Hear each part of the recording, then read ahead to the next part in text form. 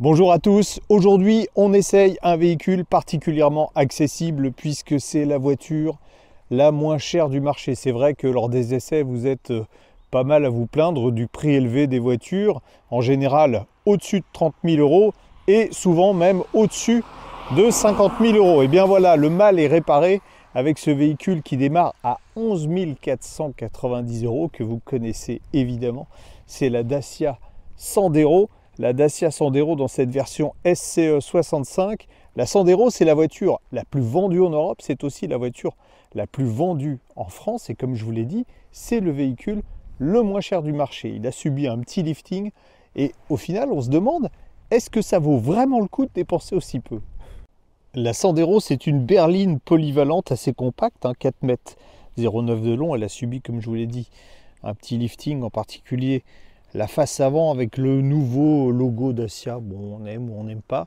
En revanche, ce qui est plus moderne sont les feux avant à LED désormais. Et puis, regardez, ça, c'est les petites trouvailles qui permettent à la voiture d'afficher un prix très serré. C'est qu'on a l'impression d'avoir des jantes à lui, mais c'est des jantes en tôle avec un enjoliveur qui cache parfaitement la structure tôle de la jante. Voilà, une jolie voiture au final. Une jolie voiture compacte et généreuse avec un coffre de 368 litres. Vous voyez, vous avez entendu. En plus, les portes s'ouvrent automatiquement. Il va jusqu'à 1168 litres. Il est assez profond et en dessous, en plus, on a l'emplacement pour mettre une roue de secours, ce qui est assez rare sur les véhicules aujourd'hui, qui est tout de même proposé en option.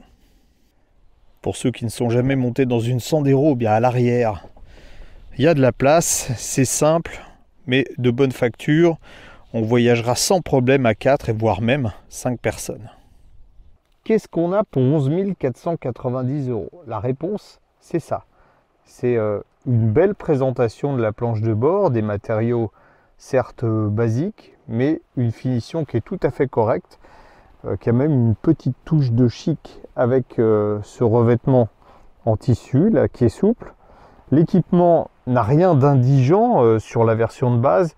Ici, pour 2000 € de plus, on est sur une version Expression qu'on conseillera évidemment d'acheter parce que l'équipement est archi complet.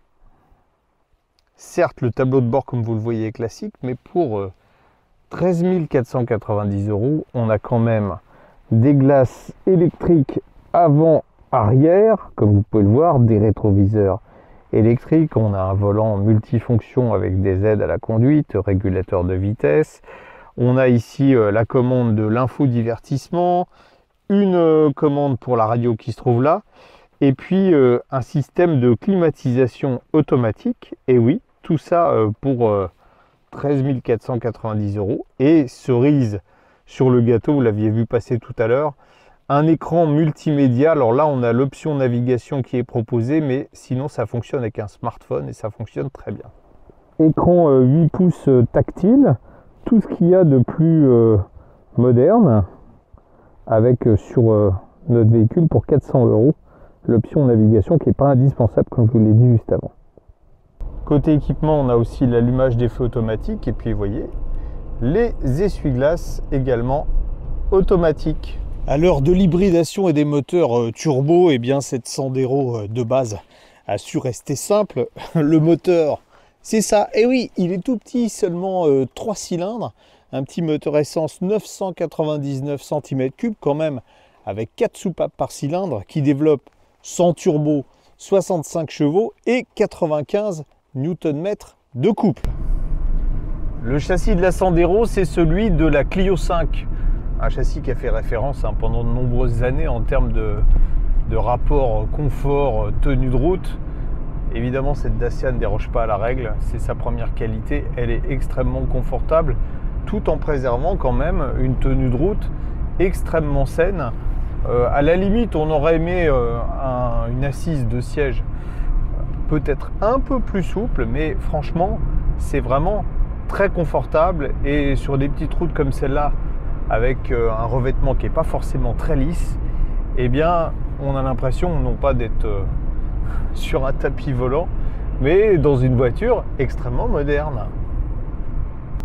Quand on regarde la fiche technique avec 65 chevaux et 95 Nm de couple, seulement une accélération de 0 à 100 en 16 secondes 7, on se dit que sur la route, ça ne doit pas être un foudre de guerre. Eh bien, détrompez-vous parce que en fait, cette Sandero, elle est légère, elle ne fait que 1036 kg et puis elle a une boîte de vitesse qui est particulièrement bien étagée.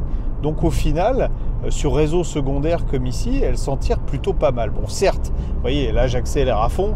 Si je veux vraiment avoir un peu de peps, il faut rentrer un, voire deux rapports. Et là, nonobstant un bruit un peu présent dans l'habitacle, ça accélère largement assez pour effectuer des dépassements en toute sécurité.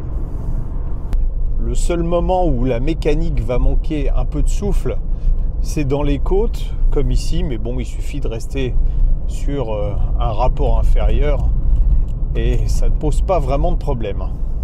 Comme il faut bien trouver des petits défauts, on a le débattement de la boîte qui est un peu long, pas très rapide non plus, mais absolument rien de catastrophique. En ville, la voiture s'en sort vraiment pas mal. D'une part parce qu'on a une première qui tire assez court, donc on a des démarrages qui sont toniques à défaut d'être canon. Et puis ce petit moteur finalement, même s'il n'a pas beaucoup de couple, il est assez souple et il accepte de reprendre. Vous voyez là, on est à 1500 tours en quatrième à 40 km/h, il accepte de repartir à ce régime là. On se dit qu'une voiture aussi peu chère, ça va faire un boucan d'enfer en roulant sur voie rapide ou sur l'autoroute. On est à 110 km/h. On a une moyenne de 69,7 décibels. Bon, certes, c'est pas aussi silencieux qu'une voiture premium moderne, mais rien de catastrophique. Je vous assure qu'on pourrait s'entendre si j'avais une discussion avec mon passager. Elle est à l'aise en ville, elle est à l'aise sur route, cette Sandero malgré son petit moteur. Et puis vous voyez, sur l'autoroute, ça marche largement suffisamment pour être à 130 km/h en vitesse, on va dire, régulière. Le seul moment où il faudra sans doute jouer de la boîte de vitesse pour rétrograder, c'est lors des relances, si vous devez doubler, et surtout lors des côtes. Mais ça démontre bien la polyvalence de la voiture. L'avantage du moteur pas trop puissant et du poids relativement faible, c'est ça, vous le voyez, c'est que c'est une bonne surprise. On a une consommation sur notre essai en moyenne de 5,7 litres au 100. C'est très très raisonnable.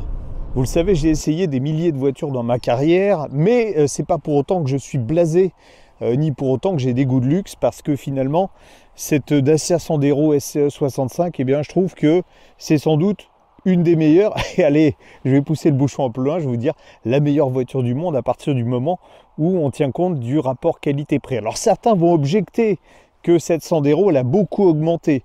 Elle était à moins de 10 000 €, c'est vrai, il y a encore 2 ans. Aujourd'hui, elle démarre à 11 490 €.